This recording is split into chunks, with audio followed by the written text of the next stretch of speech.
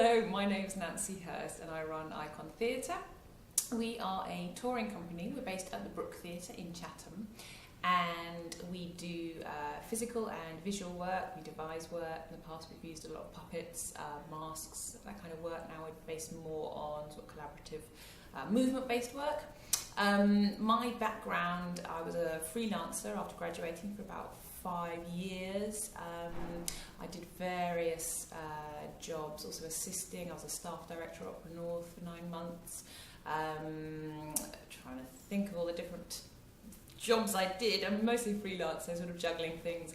But set up Icon Theatre when I was about 25, probably a bit before that actually, because I wanted to make my own work. And I think whenever you're working on a freelance job, there's always quite a few sort of compromises you make in terms of sort of setup and resources and things. And I wanted to make sure that the shows that I was doing were the best that I could do. So that's why I started Icon, and I went full-time in about 2006. So I've been full-time for about 5 years now. So that's where we come from.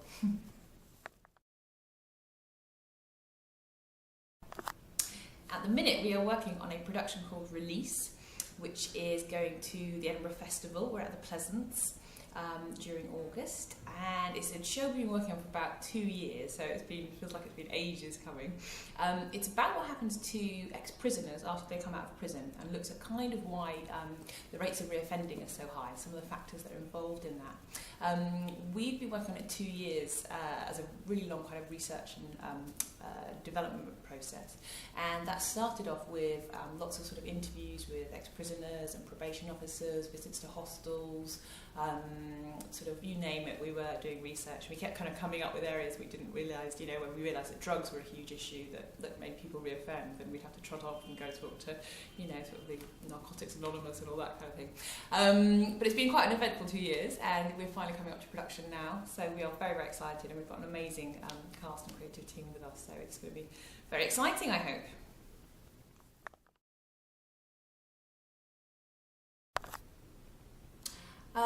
With current affairs and making work that is kind of constantly relevant, you have to be very flexible, I think. And I think at the moment the show that we are making, when we started making it, it wasn't sort of things like rehabilitation and prison sentencing really wasn't on people's agenda. And so we'd sort of say, oh, we're making this show about prisoners and whether or not they go back to prison. And people would kind of go, why are you doing that?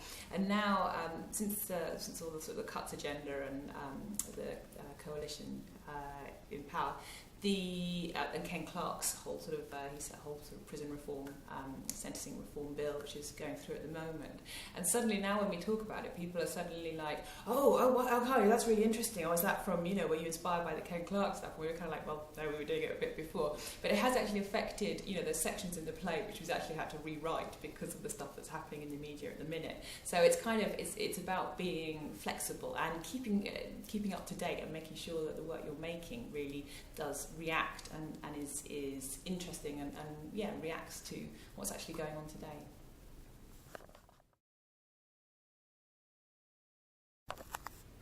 Stuff that really excites me about theatre today is the really kind of collaborative work between different genres, so stuff that really sort of combines work like sort of Frantic Assembly that really pulls together text and movement, or work like Bryony Lavery, where she's really working things like Kursk, which really use sound as a part of people's experience of theatre, and using music and a whole sort of visual and physical kind of moulding.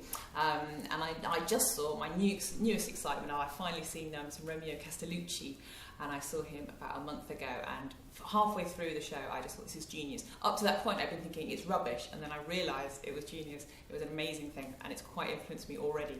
So go and see him, and I think that's about it.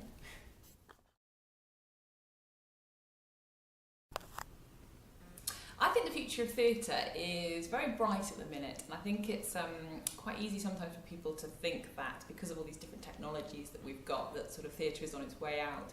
But they've been saying that for quite a long time, and they said it when sort of TV and radio came in. But I think there's something really innate and primal in people that wants to get together and experience stuff together and to go through. And that's what theatre is a group. For me, it's a group understanding, or a group narrative or an experience. And I love all the stuff, I was at the one-to-one festival at the BAC, and there was some really exciting stuff there. But for me, it's kind of, that's on the edges of what I kind of think is really exciting about theatre, if I'm honest. And good luck to one-to-one, and I hope you're doing some soon, but it's probably, for me, it's about that collective experience, and I think that will continue whatever we do and however we use technologies in the future.